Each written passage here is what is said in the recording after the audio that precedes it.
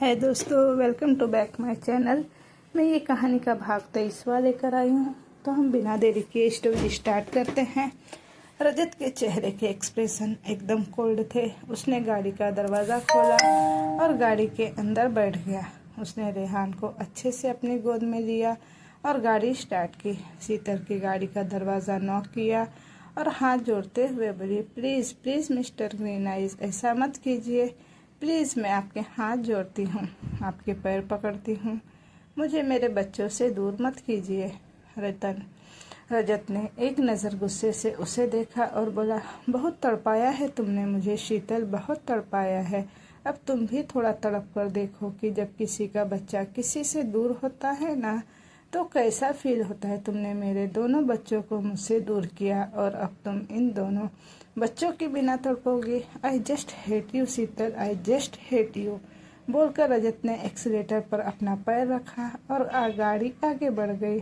शीतल तुरंत गाड़ी के पीछे पीछे भागी, लेकिन गाड़ी की स्पीड बहुत तेज थी। दौड़ते दौड़ते शीतल का पैर एकदम से लड़खड़ाया और वो सीधा जमीन पर जा गिरी। दर्द से उसकी चीख निकल गई और अगले ही पल वो बेहोश हो गई। श्रेया भागते हुए उसके पीछे पीछे आई। उसने जब शीतल की ऐसी हालत देखी तो उसका भी दिल कांप उठा। उसने तुरंत शीतल को अपने पास बैठाकर उसका सिर अपनी गोद में ले लिया और उसके चेहरे को थपथपाने लगी, लेकिन शीतल अपनी आंखें खोली ही नहीं रही थी। श्रेया परेशान होते हुए बोली, शीतल ये तुम्हें क्या हो गया? प्लीज़ अपनी आंखें खोलो ना, अभी तो तुम्हें अपने दोनों बच्चों को वापस भी लाना है। तुम ऐसे हार नहीं मान सकती हो शीतल। मैं जानती हूँ कि तुमने 1 साल से रेहान और स्वीटी के लिए क्या क्या किया है। कोई भी ऐसे ही तुम्हारे बच्चों को तुमसे दूर नहीं कर सकता। प्लीज़ शीतल, प्लीज़ अपनी आंखें खोलो। लेकिन शीतल अपनी आंखें ही नहीं खोल रही थी। उसका चेहरा एक तरफ लुढ़का हुआ था। तभी वहाँ पर एक गाड़ी आकर रुकी। श्रेया ने अपना सर उठाकर देखा तो सामने हैरानी से उस गाड़ी की तरफ देखा। उस गाड़ी में से बाहर निकल रहे शख्स को देखकर उसकी आंखें और भी ज़्यादा बड़ी हो गई। कुछ देर बाद शीतल बेड पर लेटी हुई थी और डॉक्टर उसका चेकअप कर रहे थे। विराट एकटक उसे देख रहा था। विराट उस रेस्टोरेंट का ओनर था जहाँ पर शीतल काम करती थी। शीतल की ऐसी हालत में देखकर विराट के चेहरे पर बेचैनी साफ नजर आ रही थी। श्रेया भी वहीं पर थी और शीतल की तरफ ही देख रही थी। शीतल की ऐसी हालत देखकर उसे शीतल के लिए बहुत ज़्यादा डर लग रहा था। तभी डॉक्टर विराट की तरफ देखते हुए बोले, इन्हें बहुत ज़्यादा स्ट्रेस हुआ है मिस्टर विराट ओबराय। लगता है इनकी लाइफ में कोई बहुत बुरा दौर चल रहा है, पर प्लीज़ आप इनका ख्याल रखिए, वरना इन्हें बहुत प्रॉब्लम हो सकती है। ये पहले ही बहुत ज़्यादा डिप्रेशन में है। अगर इनकी यही हालत रही तो इनकी मेंटल हालत और भी ज़्यादा बिगड़ सकती है और उनकी जान पर भी खतरा हो सकता है। डॉक्टर की बात सुनकर विराट का दिल धक से रह गया। वो बस शीतल की तरफ देखता ही रह गया। डॉक्टर एक बार फिर से बोले, मैं इन्हें इंजेक्शन दे देता हूँ। चोट ज़्यादा गहरी नहीं है, इसलिए दवाइयों से सब ठीक हो जाएगा, लेकिन प्लीज़ आप इनका अच्छे से ख्याल रखिएगा। अब मैं चलता हूँ। इतना कहकर डॉक्टर वहाँ से चले गए। उनके जाने के बाद अब विराट की सवालिया नज़रें श्रेया पर टिकी हुई थी। वो श्रेया की तरफ देखते हुए बोला, जरा अब बाहर हॉल में आइए। इतना बोलकर वो तुरंत बाहर की तरफ चला गया। श्रेया शीतल की तरफ देखते हुए बोली, सॉरी शीतल, तुमने मुझसे प्रॉमिस किया था कि मैं तुम्हारी पर्सनल लाइफ के बारे में किसी को कुछ नहीं बताऊंगी, लेकिन अब मुझे वो प्रॉमिस तोड़ना पड़ेगा। मुझे लगता है एक विराट ही है जो तुम्हारी प्रॉब्लम सॉल्व कर सकता है। कुछ देर बाद श्रेया और विराट दोनों एक दूसरे के आमने सामने बैठे थे और श्रेया ने शीतल से जुड़ी हर चीज़ विराट को बता दी थी। इतना सब कुछ सुनने के बाद विराट को खुद समझ नहीं आ रहा था कि वो क्या करे और क्या नहीं। उसका दिल जैसे एक पल में ही टूटकर चकनाचूर हो गया था। उसने कभी शीतल से कुछ नहीं कहा, लेकिन वो अंदर ही अंदर शीतल को पसंद करता था। उसकी सिंप्लिसिटी, उसका वो हल्का हल्का सा मुस्कुराना, एकदम मासूम सा चेहरा और खूबसूरती हर एक चीज में परफेक्ट थी। विराट तो क्या, कोई भी होता तो शीतल पर मर मिटता। श्रेया विराट को देखते हुए बोली, क्या हुआ, क्या तुम शीतल की मदद करोगे? विराट अपनी जगह से खड़ा हुआ और अपनी पॉकेट में हाथ डालकर बोला, जब शीतल को होश आ जाए तब मुझे बता देना, मैं बाहर ही हूँ, मुझे सबसे पहले शीतल से बात करनी है। इतना बोलकर विराट बाहर चला गया। रात के तकरीबन 12 बज चुके थे। विराट बाहर आया और उसने बाहर आकर सबसे पहले अपने पॉकेट में से सिगरेट निकाली और वो सिगरेट पीने लगा। इस वक्त उसे अपने अंदर एक आग सी जलती हुई महसूस हो रही थी। कुछ ख्वाब जलकर राख हो चुके थे। वो एक गहरी सांस लेकर बोला, भले ही अब मैं तुमसे कभी अपने प्यार का इजहार नहीं कर पाऊंगा शीतल, लेकिन मैं तुम्हारा साथ हमेशा निभाऊंगा। मोहब्बत ना सही, लेकिन ये रिश्ता दोस्ती का हम दोनों के बीच हमेशा रहेगा। तुम्हारी खुशियों को मैं किसी को भी तुमसे छीनने नहीं दूंगा। अभी कुछ वक्त ही हुआ था कि श्रेया लगभग से भागते हुए विराट के पास आई और परेशान होते हुए उसे देखने लगी। विराट तुरंत से अंदर की तरफ भागा। वहीं दूसरी तरफ रजत अपने होटल रूम में था। स्वीटी सो चुकी थी, लेकिन रेहान बुरी तरह से रो रहा था। रजत उसे चुप करवाने की कोशिश कर रहा था, लेकिन वो चुप ही नहीं हो रहा था। बार बार रेहान अपना चेहरा रजत के सीने से रगड़ रहा था। रजत को समझ नहीं आ रहा था कि आखिर रेहान को चाहिए क्या। वो उसे चुप करवाने की कोशिश करते हुए बोला, अब क्या चाहिए बेटा आपको? डैडी के पास नहीं रहना? लेकिन सॉरी बेटा, अब आपको डैडी के ही पास रहना होगा। अब मैं आपको खुद से कभी दूर जाने नहीं दूंगा। आपके आने की खबर तक नहीं मुझे मिली, और जब मैं आपसे मिला हूँ तो आप ऐसे रोकर दिखा रहे हो। पर नहीं, अब शायद आपका रोना भी वो नहीं कर सकता जो आप चाहते हैं स्वीटी, और आप दोनों मेरे पास ही रहोगे। आप दोनों पर मेरे अलावा और किसी का हक नहीं होगा। उसने साइड टेबल पर रखी हुई दूध की बोतल एक बार फिर से उठाई और रेहान को दूध पिलाने की कोशिश करने लगा, लेकिन रेहान दूध की निप्पल अपने होठों पर महसूस कर अपना चेहरा जल्दी से झटक लेता। रजत समझने की कोशिश कर रहा था कि आखिर रेहान को क्या चाहिए। अगर उसे भूख लगी है तो वो दूध क्यों नहीं पी रहा। तभी रूम में का दरवाजा खुला और रजत ने हैरानी से दरवाजे की तरफ देखा। सामने शीतल को देखकर उसकी आंखें बड़ी हो गई।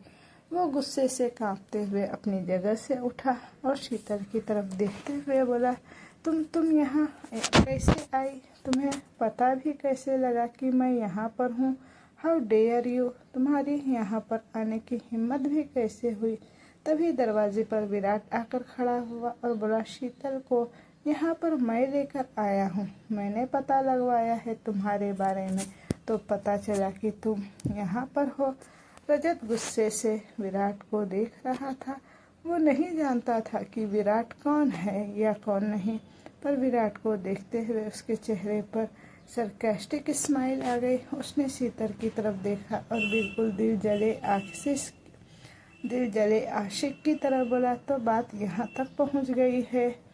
इसलिए एक शीतल उसकी बात सुनकर उसकी तरफ देखती रह गई। वो रजत की नज़रों को बहुत अच्छी तरह से समझ सकती थी। वो रजत के पास आई और रजत से कुछ बोलने को हुई, लेकिन उससे पहले उसकी नज़र रेहान पर गई, जो अभी भी लगातार अपना चेहरा रजत के सीने से रगड़ रहा था। वो खुद को रोक नहीं पाई और उसने एक झटके से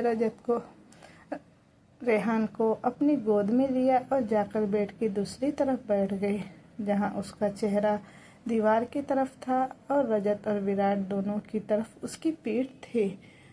शीतल ने अपने कपड़े को हल्का सा ऊपर की ओर उठाया और रेहान को दूध पिलाना शुरू किया। अगले ही पर रेहान बिल्कुल शांत हो गया। रजत की तो आंखें बड़ी हो गई। शीतल रेहान को दूध पिला रही थी। रजत गुस्से से उसकी तरफ बढ़ने लगा, लेकिन फिर अचानक उसके कदम अपने आप रुक गए। जब उसने देखा कि रेहान का रोना बिल्कुल बंद हो चुका है, तो वो कुछ कर ही नहीं पाया। उसे समझ नहीं आ रहा था कि रेहान क्यों रो रहा था। वो तो बस यूं ही गुस्से से शीतल को देखता रहा। इस वक्त वो बहुत ज़्यादा फ्रस्ट्रेट हो रहा था। उसने वापस विराट की तरफ देखा। विराट थोड़ा अंदर की तरफ आया। अगले ही पल रजत से गुस्से भरी आवाज़ वहाँ पर गूंजी, मुझे लगा तुम्हें थोड़े बहुत मैनर्स होंगे। मुझे नहीं पता था कि यहाँ पर लोग यूं ही मुंह उठाकर किसी के भी रूम में चले आते हैं। विराट उसे सर्द नज़रों से देखते हुए बोला, जहाँ पर शीतल है वहाँ पर मुझे जाने से कोई नहीं रोक सकता। रजत व्यंग से हंसा और बोला, लगता है शीतल के साथ कुछ ज़्यादा ही गहरे रिलेशन है। विराट व्यंग से हंसा और बोला, जो सोचना है सोच लो। किसी की सोच पर मैं कंट्रोल नहीं कर सकता है और किसी की सोच से मैं अपने रिश्ते तो बिल्कुल भी नहीं बदल सकता। उन दोनों की बातें सुनते हुए शीतल का दिल जोरों से धक धक कर रहा था। वो समझ चुकी थी कि रजत उसे गलत समझ रहा है, लेकिन अभी फिलहाल वो चुप ही रही। उसने रेहान को देखा। उसकी आंखों से आंसू रुक ही नहीं रहे थे। ये सोचकर कि रेहान उससे दूर हो जाएगा, उसका दिल कांप रहा था। वो एकटक रेहान की तरफ देखती रही। तभी उसे रियलाइज़ हुआ कि रेहान दूध पीते पीते ही सो चुका है। उसने अपने कपड़े ठीक किए और रेहान को अपनी गोद में उठाकर रजत के सामने आकर खड़ी हुई। रजत गुस्से से उसे देखते हुए बोला, रेहान को मुझे दो। शीतल हल्का सा पीछे हो गई और उसकी तरफ देखते हुए बोली, मुझे आपसे कुछ कहना है मिस्टर ग्रीन आइस। रजत दांत गुस्से से पीसते हुए बोला, लेकिन मैं तुम्हें पहले ही कह चुका हूँ कि मुझे तुम्हारी कोई बकवास नहीं सुननी। मुझे रेहान को दो। शीतल उसकी आंखों में देखते हुए बोली, क्यों? मैं आपको रेहान से आपका क्या रिश्ता है? आपके पास कोई प्रूफ नहीं है कि रेहान आपका बेटा है? रेहान सिर्फ मेरा है, उसे मैंने जन्म दिया है, उस पर आपका कोई अधिकार नहीं है। रजत उसकी बात सुनकर गुस्से से मुट्ठियां कस रहा था। शीतल उसकी तरफ देखते हुए बोली, आपको तो पता भी नहीं था कि मैं प्रेग्नेंट हूँ, और अगर आपको पता भी चल जाता तो आप इस प्रेगनेंसी को कभी एक्सेप्ट ही नहीं करते। आप तो मुझसे प्यार ही नहीं करते थे, तो फिर आप रेहान पर अपना हक कैसे जता सकते हैं? मैं आपको रेहान को नहीं दूंगी। स्वीटी को आपको दूर करके मैंने बहुत बड़ी गलती की, मैं मानती हूँ, लेकिन उस वक्त स्वीटी की हालत ऐसी थी कि मुझे और कुछ समझ ही नहीं आया। मैंने भोसले मैंशन में देखा वो अलग था, लेकिन जब मैंने स्वीटी की हालत देखी वो बहुत अलग थी, और उस वक्त मुझे जो सही लगा मैंने वही किया। रजत गुस्से से चिल्लाया, यही तो प्रॉब्लम है तुम्हारी शीतल की, जो तुम्हें सही लगा तुमने वो किया। तुमने एक बार भी नहीं सोचा कि तुम्हें जो लग रहा है वो सच में सही है भी या नहीं। तुम्हें क्या लगता है कि मैं स्वीटी से प्यार नहीं करता? जितना मैं स्वीटी से प्यार करता हूँ ना, उतना तो कोई किसी से कर ही नहीं सकता। और रही बात रेहान की, तो मुझे किसी प्रूफ की ज़रूरत नहीं है, लेकिन अगर तुम्हें प्रूफ चाहिए तो वो प्रूफ भी तुम्हें मिल जाएगा, पर रेहान वो तो तुम्हें कभी नहीं मिलेगा। इतना कहते ही रजत ने अपना हाथ रेहान की तरफ बढ़ाया। शीतल को सोच समझती उससे पहले ही रजत ने एक झटके से रेहान को अपनी गोद में ले लिया था। विराट तुरंत आगे की तरफ बढ़ने लगा। रजत ने अपना हाथ दिखाकर उसे रोका और बोला, मेरे पर्सनल मैटर में कोई बाहर वाला इंटरफेयर करे मुझे बिल्कुल पसंद नहीं। शीतल के साथ तुम्हारा जो भी रिश्ता है, आई डोंट केयर। इसे अपने साथ लेकर जाना है ले जाओ, लेकिन मेरे बच्चों की तरफ अगर आंख उठाकर भी किसी ने देखा तो उसके लिए सही नहीं होगा। जो मेरे बारे में जानता है उसे मुझे कुछ कहने की ज़रूरत ही नहीं है। इतना कहकर उसने शीतल की तरफ देखा और विराट की तरफ देखकर बोला, जो लोग मेरे बारे में जानते नहीं हैं वो जाकर पहले मेरे बारे में जान ले, उसके बाद मेरे सामने खड़े होने की हिम्मत करे। शीतल की आंखों में आंसू आ गए और रोते हुए बोली, मैं आपको रेहान को खुद से दूर नहीं ले जाने दूंगी मिस्टर ग्रीन आइस। फिर चाहे बेशक से कुछ भी हो जाए, आपको बहुत अच्छी तरह से जानती हूँ मैं, लेकिन आपके डर से मैं रेहान को आपके साथ नहीं ले जाने दूंगी। रजत तिरछा मुस्कुराया और बोला, ओह रियली, तुम्हें लगता है कि तुम मुझे रोक सकती हो? Just wait minute. इतना करके उसने साइड टेबल पर रखा हुआ बेल बजाया तो तुरंत 2-3 स्टाफ मेंबर पर वहाँ आए। रजत उन स्टाफ मेंबर की तरफ देखते हुए बोला, मुझे नहीं पता था कि इस होटल के अरेंजमेंट इतने बेकार है कि कोई भी यहाँ पर मुंह उठाकर चला आएगा। शीतल हैरानी से रजत की तरफ देखती ही रह गई। वो गुस्से से कांपते हुए बोली, आप ऐसा नहीं कर सकते मिस्टर ग्रीन आइज। रेहान को मेरी ज़रूरत है, वो बहुत छोटा है, प्लीज़ ऐसा मत कीजिए। रजत स्टाफ की तरफ देखते हुए बोला, अगर अभी इसी वक्त ये लोग मेरे रूम से बाहर नहीं निकले तो मैं अपनी प्राइवेसी खराब करने के इल्ज़ाम में आपके होटल पर केस भी कर सकता हूँ। शीतल की आंखें हैरत में फैल गई। स्टाफ मेंबर तुरंत शीतल की तरफ आया और बोला, प्लीज़ मैम, आप यहाँ से बाहर चलिए, हम हमारे गेस्ट को ऐसे डिस्टर्ब नहीं होने दे सकते। अगर आप इस होटल से अभी इसी वक्त बाहर नहीं गए तो हमें मजबूरन पुलिस को बुलाना पड़ेगा। विराट गुस्से से बोला, तो बुला लो पुलिस को, लेकिन कोई शीतल से उसके बच्चे को नहीं छीन सकता। मैं भी देखता हूँ कि ऐसे कैसे शीतल को उसके बच्चों से दूर किया जा सकता है। रजत के चेहरे पर डेविड स्माइल लिए बोला, अच्छा ये भी सही डिसीजन है, पुलिस को ही बुलाया जाए ताकि सबको पता चले कि किडनैप करने वाले बाहर वाले ही नहीं, अपने भी होते हैं। कई बार कुछ अपने भी ऐसे होते हैं जो हद से ज़्यादा गिरी हुई हरकत करते हैं।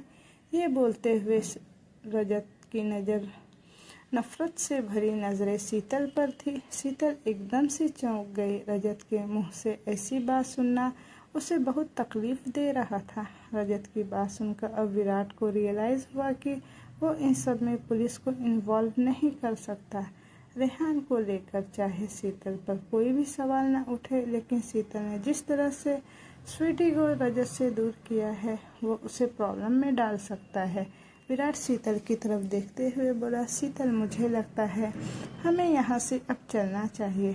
शीतल ने हैरानी से उसकी तरफ देखा। रजत सरकास्टिक स्माइल के साथ बोला, यस मिस शीतल, तुम्हें तुम्हारे इस बॉयफ्रेंड के साथ यहाँ से चले जाना चाहिए। शीतल की तो आंखें ही बड़ी हो गई रजत की बातें सुनकर।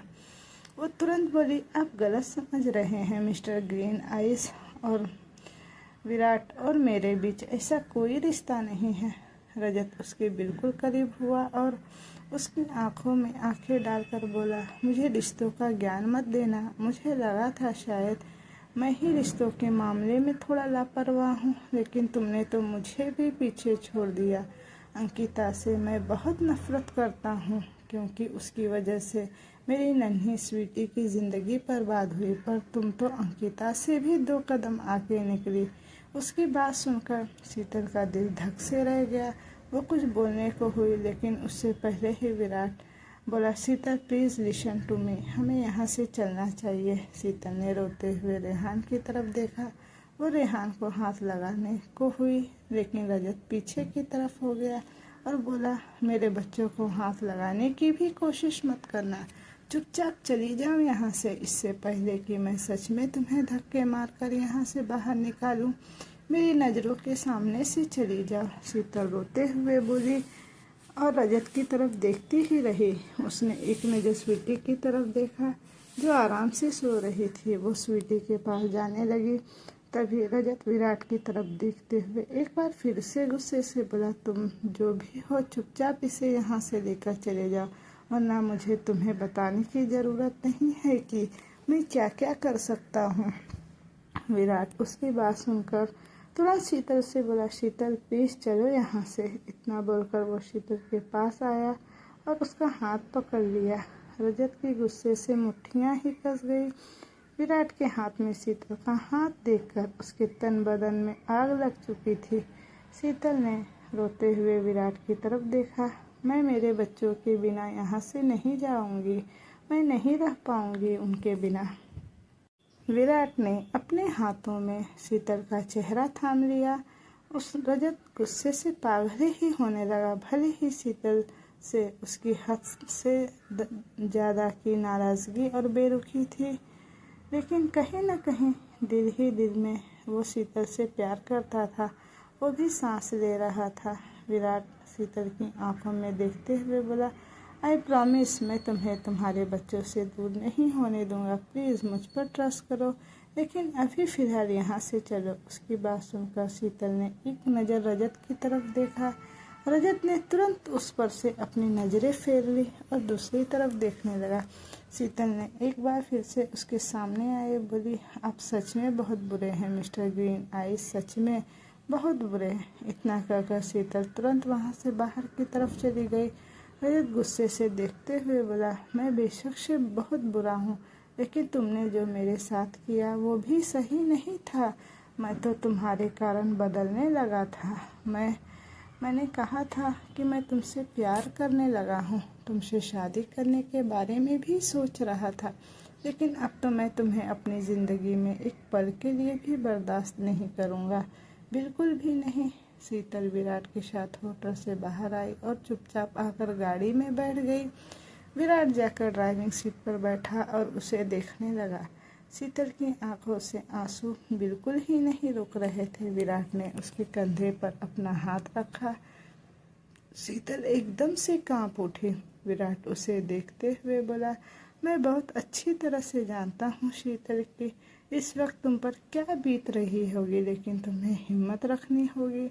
मैं रजत से बात करूँगा, तुम दोनों की जो भी प्रॉब्लम है उसे सॉल्व करने की कोशिश करूँगा। बस तुम मुझे थोड़ा सा वक्त दो, तुम्हारे बच्चे तुमसे बिल्कुल भी दूर नहीं होंगे। रजत मान जाएगा। अभी वो थोड़ा गुस्से में है, लेकिन जब उसकी बात बीच में ही काट कर शीतल बोली, उसका गुस्सा यूं ही शांत नहीं होता विराट, उसका गुस्सा उनकी तरह ही है, बिल्कुल पत्थर। जब मैं उनके पास थी तो मैं उनके पत्थर दिल को नहीं पिघला पाई, तो अब वो कैसे पिघल जाएंगे। लेकिन अगर वो मेरे बच्चों को मुझसे दूर ले गए ना, तो मैं सच में अपनी जान ले लूँगी विराट, मैं नहीं जी पाऊंगी अपने बच्चों के बिना। उसकी बात सुनकर विराट की तो आंखें बड़ी हो गई। वो तुरंत चिल्लाते हुए बोला, ये तुम क्या भूले जा रही हो शीतल, तुम ऐसा सोच भी कैसे सकती हो। खुद को ख़त्म करने का किसी भी प्रॉब्लम का सल्यूशन ये नहीं होता। मैंने कहा ना, सब ठीक हो जाएगा, तुम मुझ पर ट्रस्ट करो। शीतल ने कुछ नहीं कहा, बस अपना सिर पीछे सीट की तरफ टिकाकर अपनी आंखें बंद कर ली। उसकी आंखों के सामने रजत का चेहरा घूम रहा था। आज से 1 साल पहले रजत और उसके बीच जो भी हुआ था, उन सारे लम्हे उसकी आंखों के सामने चल रहे थे। उसका बार बार रजत से अपने प्यार का इजहार करना, और रजत ने भी जब जब नशे में उससे कहा वो भी उससे प्यार करता है, वो भी उसकी आंखों के सामने ही चल रहा था। और उसके होठों पर एक हल्की हल्की मुस्कुराहट आ रही थी, लेकिन आंखों से आंसू भी बह रहे थे। वो कब उन चीज़ों के बारे में सोचते हुए ही सो गई, उसे पता ही नहीं चला। अचानक से ही उसे रेहान के रोने की आवाज़ आई। वो तुरंत अपना हाथ बढ़ाते हुए उठी। उसकी आंखें एकदम से हैरत में फैल गई, क्योंकि वो गाड़ी में नहीं अपने बेड पर सोई हुई थी। श्रेया ने जल्दी से उसके कंधे पर अपना हाथ रखा और उससे पूछा, तुम ठीक तो हो ना शीतल। शीतल को एक पल के लिए ऐसा लगा जैसे वो कोई सपना देख रही हो। रेहान और स्वीटी अभी उसके पास हैं। उसने बेड पर अपने आसपास देखा, अब वो दोनों उसके पास नहीं थे। उसकी हालत देखकर श्रेया की आंखों में नमी तैरने लगी। उसके चेहरे को अपने हाथों में थामकर बोली, तुम कोई सपना नहीं देख रही थी शीतल, जो भी हुआ है वो सच में हुआ है। तुम गाड़ी में सो गई थी, इसलिए विराट ने तुम्हें अपनी गोद में उठाकर सीधा रूम में लेकर बेड पर सुला दिया। विराट बाहर हॉल में ही है। शीतल एक बार फिर से रोने लगी। वो रोते रोते चिल्लाई, और मैं और मेरे बच्चों के बिना कैसे रहूँगी श्रेया। श्रेया, मैं नहीं रह पाऊँगी, मैं मर जाऊँगी श्रेया। श्रेया ने जल्दी से उसे अपने गले से लगा लिया। विराट जो बाहर सोफे पे बैठा था, वो तुरंत भागते हुए अंदर की तरफ आया। दरवाजे पर आकर उसने जब शीतल को श्रेया के गले लगकर रोते हुए देखा तो वो वहीं पर रुक गया। कुछ पल वो शीतल को यूं ही देखता रहा। श्रेया ने पलटकर उसकी तरफ देखा और अपना सर हाँ में हिलाया। वो शीतल को संभालने की कोशिश कर रही थी। कुछ देर बाद शीतल यूं ही उसके गले से लगी हुई सो गई तो श्रेया ने उसे अच्छे से बेड पर लिटाया। शीतल पर दवाइयों का असर अभी भी था, इसीलिए उसे नींद आ गई।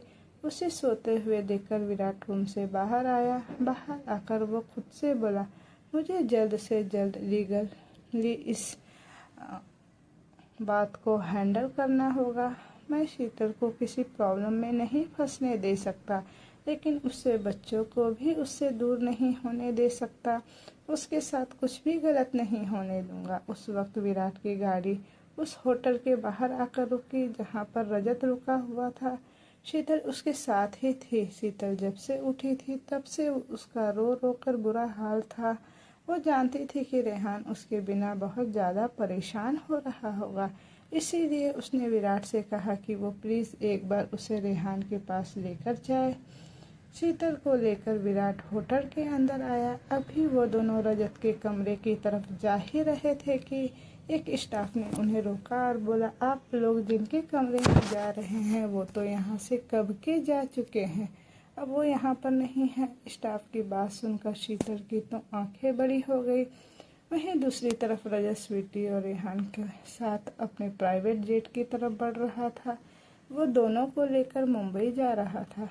स्वीटी रजत की तरफ देखते हुए बोली, हम अकेले क्यों जा रहे हैं डैडी, एंजल कहाँ है? उसकी बात सुनकर रजत ने स्वीटी की तरफ देखा और हल्का सा मुस्कुरा कर बोला, तुम्हारी एंजल हमारे साथ नहीं आएगी स्वीटी बेटा, आज से हम और रेहान और तुम हम सभी साथ रहेंगे और हम तीनों एक साथ ही होंगे और इसके अलावा हमारी फैमिली में और किसी के लिए कोई जगह नहीं होगी।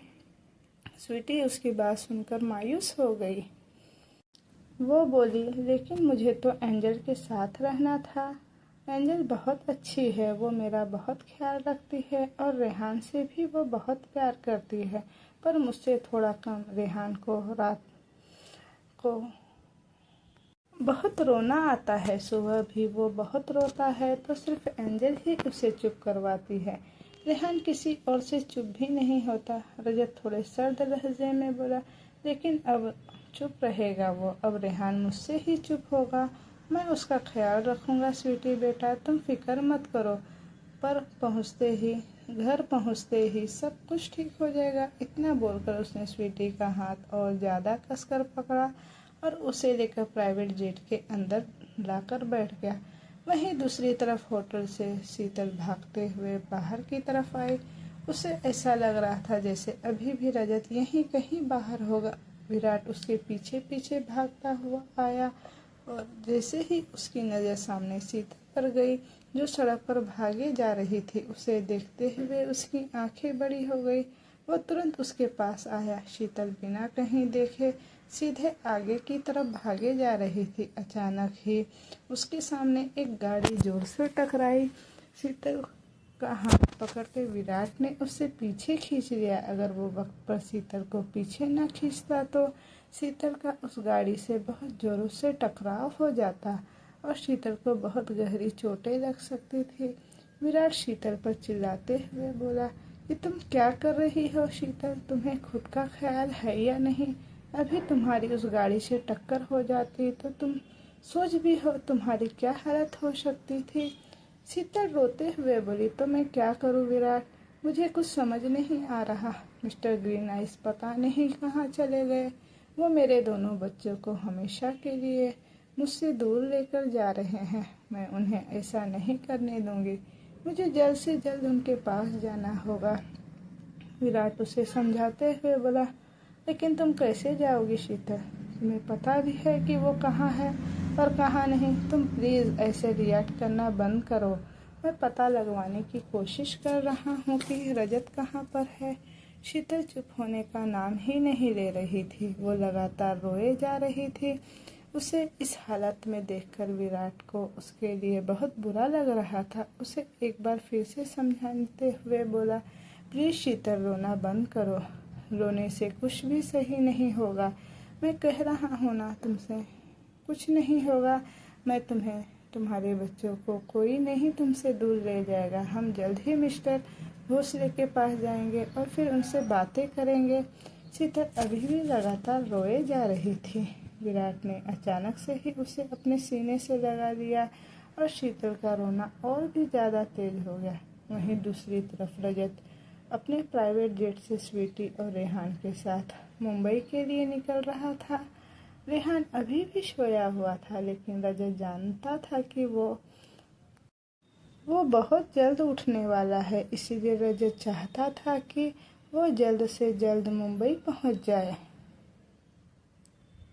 विराट शीतल को लेकर वापस गाड़ी की तरफ आया और शीतल के सामने ही किसी को कॉल किया। उसने रजत के बारे में पूछा तो सामने से उसे किसी आदमी की आवाज़ आई।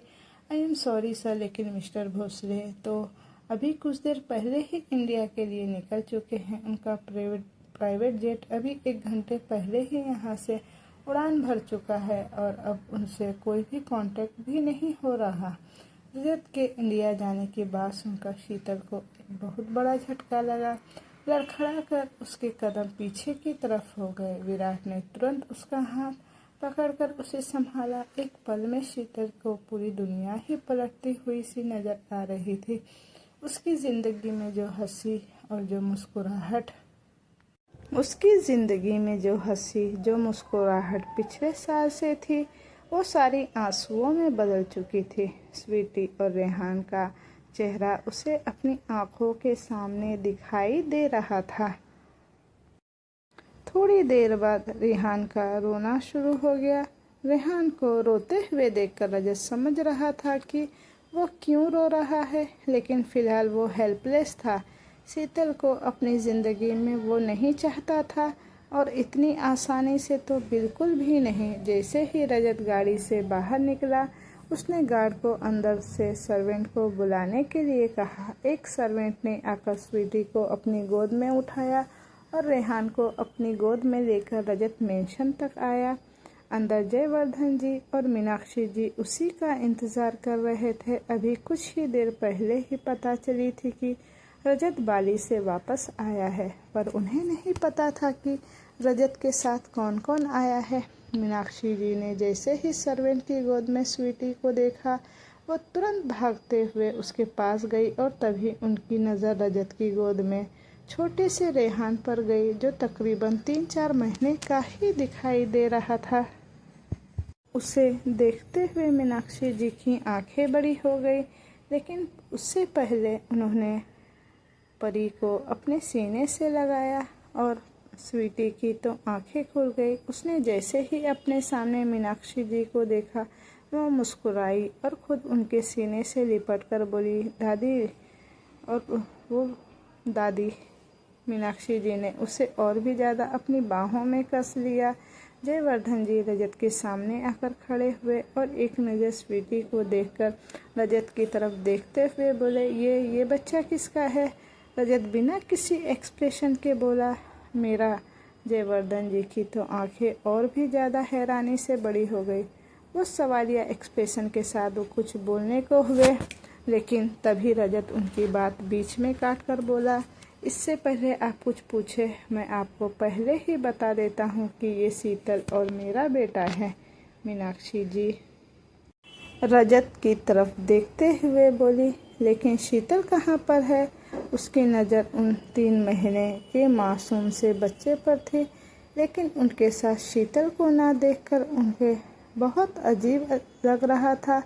एक बार फिर से रजत ने बिना किसी एक्सप्रेशन के बोला, शीतल इस घर में नहीं आएगी। आज से रेहान और स्वीटी मेरे साथ रहेंगे और मुझे कोई फालतू का कोई तमाशा नहीं चाहिए। कल से दोनों के लिए एक नई अपॉइंटमेंट कर दी जाएगी। किसी को भी मेरे बच्चे के बारे में फालतू टेंशन लेने की कोई ज़रूरत नहीं है। इतना कहकर रजत अपने कमरे की तरफ बढ़ने लगा। मीनाक्षी जी जैसे रोकने को हुई और बोली, तुम ऐसा कैसे कर सकते हो रजत? रेहान को देखो, वो कितना छोटा है। वो बिना शीतल के कैसे रहेगा? दूध पीता बच्चा है वो। तुम उसके साथ ऐसा कैसे कर सकते हो? देखो तुम नाराज़ हो, मैं जानती हूँ शीतल ने तुम्हारे साथ गलत किया। उसे स्वीटी को यहाँ से लेकर नहीं जाना चाहिए था, लेकिन अब तुम भी उसके साथ गलत ही कर रहे हो। तुम रेहान को शीतल को वापस दे दो।